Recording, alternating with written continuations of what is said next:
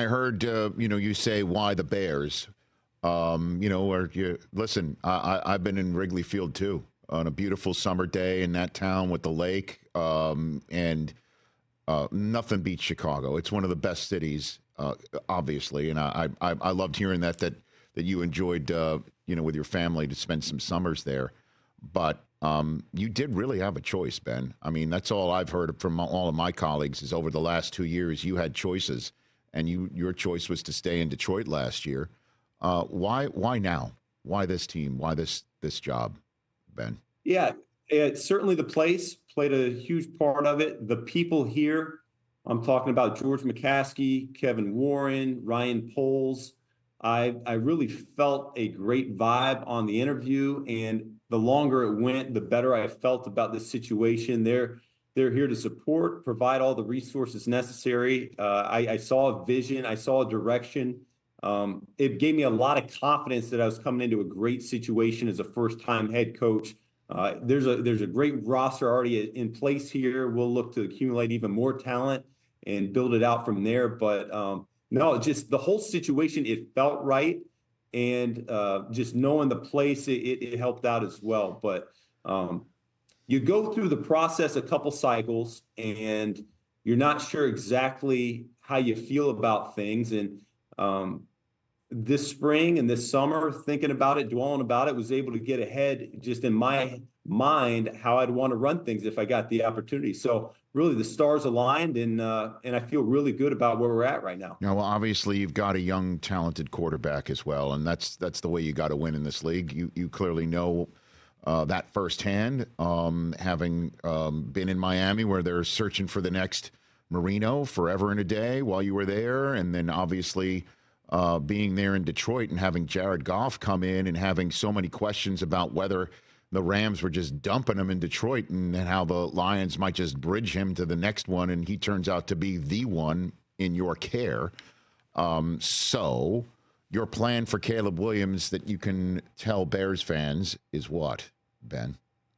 Well, we'll take the same track and mindset that we had with Jared, which is we're going to build this thing around him. And the offense, conceptually, schematically, we're going to really spend a lot of time together and build it from him in mind.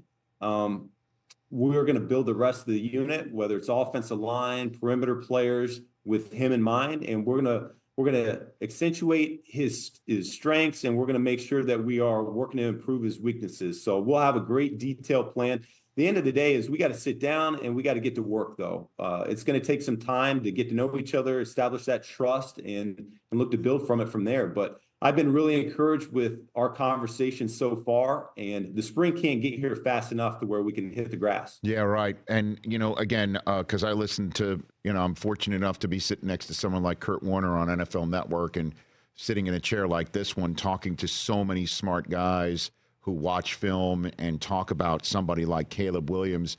And I'm wondering where you are, Ben Johnson, philosophically on having him in a playbook and hewing to reads and hewing to knowing pre-snap, you got to look for this guy first and go through a progression, as opposed to just saying play free, just get out there. And obviously you got to be in a construct, but you've got a guy who might be even better when the play's broken down, right? And so my question for you is, philosophically, where do you stand on bringing a young quarterback along on that front? There's no question that one of his superpowers is his ability to create and extend plays, and that's not something that we want to take away from him.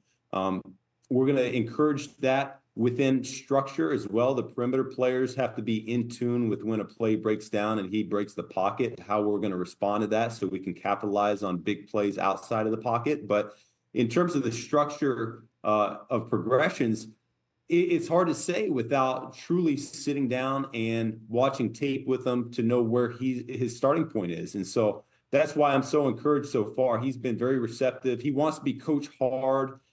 This will be a different experience for him than what he's ever had here in college or so far in the NFL. And we'll see how far we can push the envelope with him. That's the fun part about coaching, is you get a young player that's really just a lump of clay here, but full of potential. And see if we can't make something beautiful out of this. Well, what's your definition of coaching someone hard?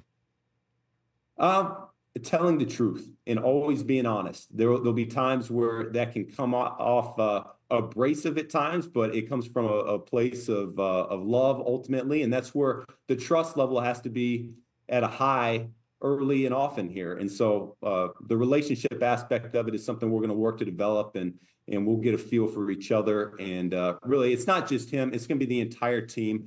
The bar is going to be set high, the standard is going to be set high, but the support's going to be high as well around them. So we'll challenge, we'll push, but we're going to give them everything they need to hit the mark. Catch the Rich Eisen Show every single day on the Roku channel, 12 to 3 Eastern, for free.